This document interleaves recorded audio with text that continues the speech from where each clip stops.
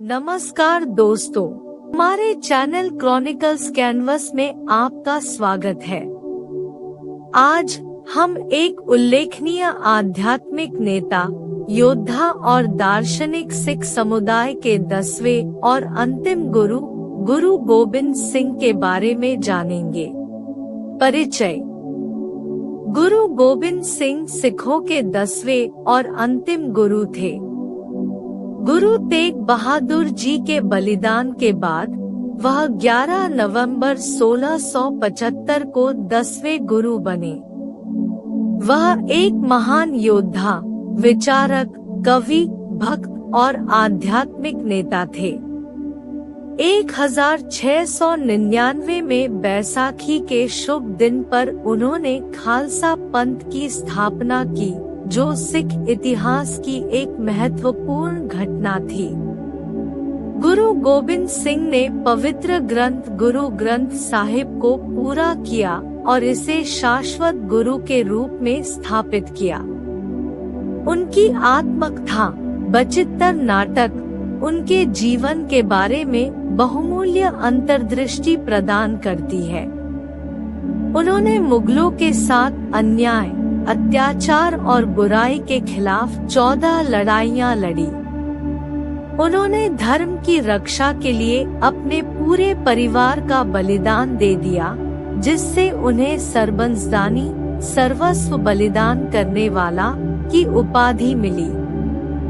गुरु गोबिंद सिंह एक प्रसिद्ध लेखक, दार्शनिक और भाषाविद भी थे, जो संस्कृत सहित कई भाषाओं के अच्छे जानकार थे। उन्होंने विभिन्न ग्रंथों की रचना की और विद्वानों के संरक्षक थे।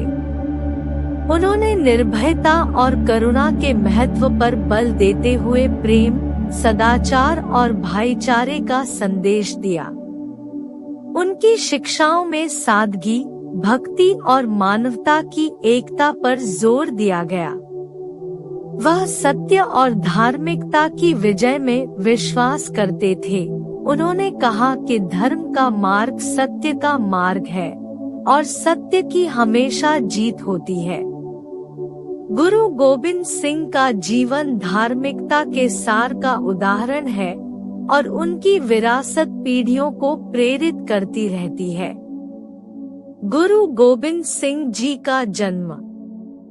गुरु गोबिंद सिंह का जन्म 22 दिसंबर 1666 को पटना में गुरु तेग बहादुर जी और माता गुजरी के घर हुआ था। उनके बचपन का नाम गोविंद राय था। पटना में जिस घर में उनका जन्म हुआ वह अब प्रतिष्ठित तख्त श्री हरिमंदिर जी पटना साहिब है। 1670 में उनका परिवार पंजाब चला गया और मार्च 1672 में वे हिमालय की शिवालिक पहाड़ियों में स्थित चक नानकी में बस गए, जिसे अब आनंदपुर साहिब के नाम से जाना जाता है। यहीं उनकी शिक्षा प्रारंभ हुई। योद्धा बनने के लिए उन्होंने फारसी, संस्कृत और सैन्य कौशल सीखा। गोविंद राय जी के पिता गुरु तेग बहादुर जी आनंदपुर साहिब में आध्यात्मिक ज्ञान फैलाने और नैतिक मूल्यों, साहस और आध्यात्मिक जागृति को बढ़ावा देने के लिए जाने जाते थे। आनंदपुर सच्चे आनंद का स्थान था, जहां जाति, रंग या पंथ की परवाह किए बिना सभी को समानता, एकता और सद्भाव का ज्ञान प्राप्त होता था। गुरु गोविंद सिंह जी शांति, क्षमा और सहिष्णुता के प्रतीक थे। जब कश्मीरी पंडितों को जबरन इस्लाम में परिवर्तित किया गया, तो उन्होंने गुरु तेग बहादुर जी से मदद मांगी। गुरु गोविंद सिंह, जो उस समय केवल 9 वर्ष के थे, ने किसी भी महान आत्मा के अस्तित्व पर सवाल उठाया जो दूसरों के लिए खुद को बलिदान कर सकता है। जबरन धर्म परिवर्तन को रोकने के प्रयास में गुरु तेग बहादुर जी ने विरोध किया और औरंगजेब ने 11 नवंबर 1675 को चांदनी चौक, दिल्ली में सार्वजनिक रूप से उन्हें मार डाला।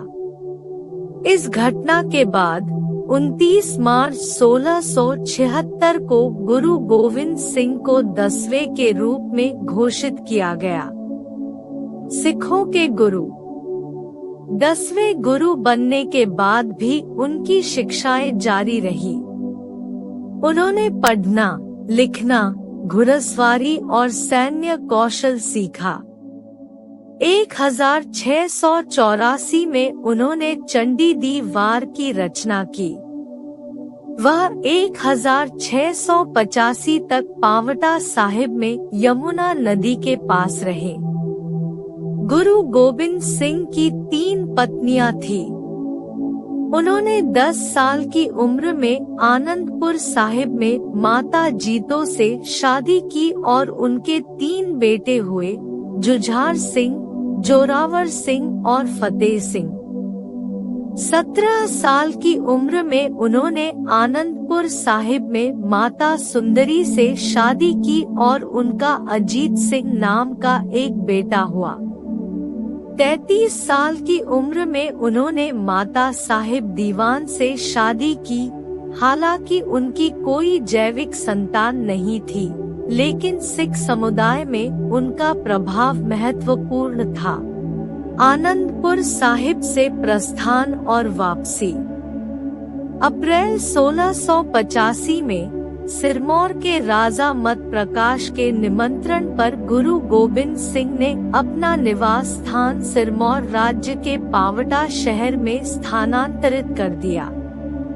सिरमौर राज्य के अभिलेखों के अनुसार राजा भीमचंद से मतभेद के कारण गुरु जी को आनंदपुर साहिब छोड़ने के लिए मजबूर होना पड़ा और वे वहां से टोका शहर चले गए। मत प्रकाश ने गढ़वाल के राजा फतेह शाह के खिलाफ अपनी स्थिति मजबूत करने के उद्देश्य से गुरु जी को टोका से सिरमौर की राजधानी नाहर में आमंत्रित किया। मत प्रकाश के अनुरोध का जवाब देते हुए गुरु जी ने अपने अनुयायियों की मदद से तुरंत अपने राज्य में एक किले का निर्माण किया। अनुरोध को स्वीकार करते हुए गुरु जी लगभग 3 वर्षों तक पावटा में रहे। इस दौरान उन्होंने कई महत्वपूर्ण ग्रंथ लिखे। 1687 में नादौन की लड़ाई में गुरु गोबिंद सिंह ने भीमचंद और अन्य सहयोगियों के साथ पहाड़ी राज्यों के अलिफ खान और उनके समर्थकों की सेनाओं को हराया। अद्वितीय नाटक गुरु गोबिंद सिंह द्वारा लिखित आत्मक था और भट्टवाहिस के वृत्तांत के अनुसार गुरु गोबिंद सिंह विभिन्न महत्वपूर्ण सैन्य नेताओं से परामर्श करते हुए 8 दिनों तक नादौन के पास ब्यास नदी के तट पर रहे। भंगानी युद्ध के कुछ दिनों बाद रानी चंपा, जो बिलासपुर की विधवा रानी थी, उन्होंने गुरु जी से आनंदपुर साहिब लौटने का अनुरोध किया, जिसे गुरु जी ने स्वीकार कर लिया। नवंबर 1688 में वह आनंदपुर साहिब लौट आए। 1695 में दिलावर खान, जो लाहौर के मुगल प्रमुख था, उसने अपने बेटे हुसैन खान को आनंदपुर साहिब पर हमला करने के लिए भेजा। मुगल सेना हार गई और हुसैन खान मारा गया। हुसैन की मृत्यु के बाद दिलावर खान ने अपने कमांडर जुझार हाड़ा और चंदेल राय को शिवालिक पहाड़ियों पर भेजा। हालांकि वे जसवाला के गज सिंह से हार गए। पहाड़ी क्षेत्र की ये घटनाएं मुगल सम्राट औरंगजेब के लिए चिंता का कारण बन गई, जिससे उसे क्षेत्र में मुगल नियंत्रण स्थापित करने के लिए अपने बेटे के साथ एक सेना भेजने के लिए प्रेरित होना पड़ा। खालसा पंथ की स्थापना। गुरु गोबिंद सिंह जी ने सिख इतिहास में महत्वपूर्ण भूमिका निभाई। 1699 में बैसाखी के दिन उन्होंने खालसा की स्थापना की, जो सिख धर्म में औपचारिक दीक्षा प्राप्त करने वाले अनुयायियों का एक समूह था। एक सभा के दौरान गुरु गोबिंद सिंह जी ने पूछा, कौन अपने नेता के लिए अपना सिर बलिदान करने को तैयार है? एक भक्त सहमत हो गया और गुरु गोबिंद सिंह जी उसे एक तंबू के अंदर ले गए। जब वह बाहर निकला तो उसके हाथ में खून से सनी तलवार थी। गुरु ने अपना प्रश्न दोहराया और एक अन्य व्यक्ति स्वेच्छा से उसी प्रक्रिया से गुजरा। यह तब तक जारी रहा जब तक कि 5 स्वयंसेवकों को दीक्षा नहीं दी गई और उन्हें पंच प्यारे या पहला खालसा नाम दिया गया। तब गुरु गोबिंद सिंह जी ने एक लोहे के कटोरे में पानी और चीनी मिलाकर अमृत तैयार किया, जो एक पवित्र अमृत था, और इसे अपनी तलवार की शक्ति से डाला।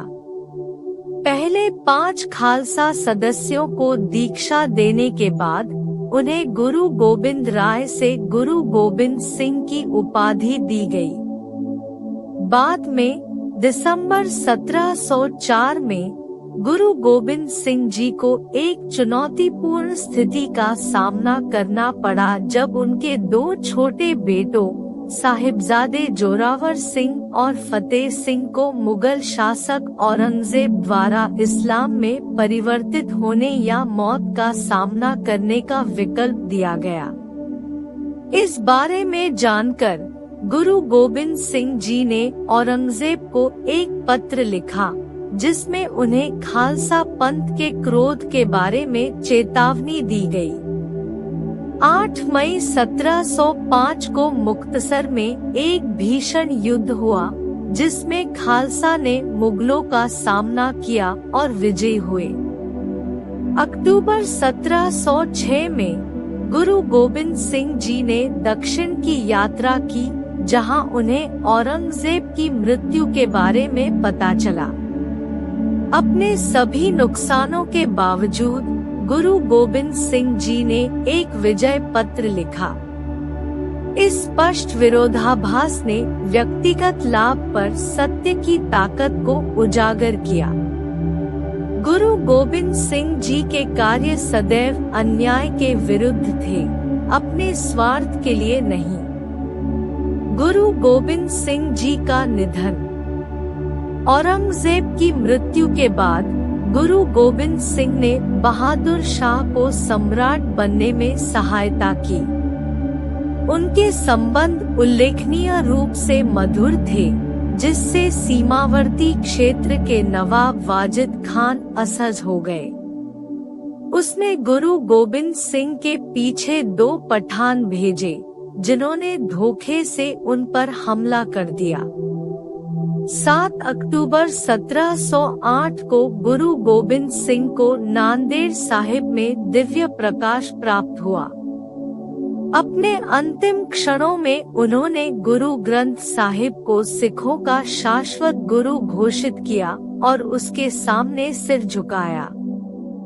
गुरुजी के निधन के बाद बंदा सिंह बहादुर, जिन्हें गुरुजी ने सिख बना दिया था, उन्होंने किए गए अत्याचारों के लिए न्याय की मांग करते हुए सीमा पर हमला किया। गुरु गोविंद सिंह के बारे में कट्टर आर्य समाजी लाला दौलत राय ने लिखा, मैं स्वामी विवेकानंद, स्वामी दयानंद, परमहंस आदि के बारे में विस्तार से लिख सकता था, लेकिन मैं किसी ऐसे व्यक्ति के बारे में नहीं लिख सकता जो पूर्ण मनुष्य नहीं है। मुझे लगता है गुरु गोविंद सिंह में एक आदर्श व्यक्ति के सभी गुण थे। इसी तरह मोहम्मद अब्दुल लतीफ ने गुरु गोबिंद सिंह के व्यक्तित्व का वर्णन करते हुए उन्हें एक महान राजा, एक उदार आत्मा, एक विनम्र संत और सबसे बढ़कर एक दिव्य गुरु के रूप में देखते हुए अपनी दुविधा व्यक्त की।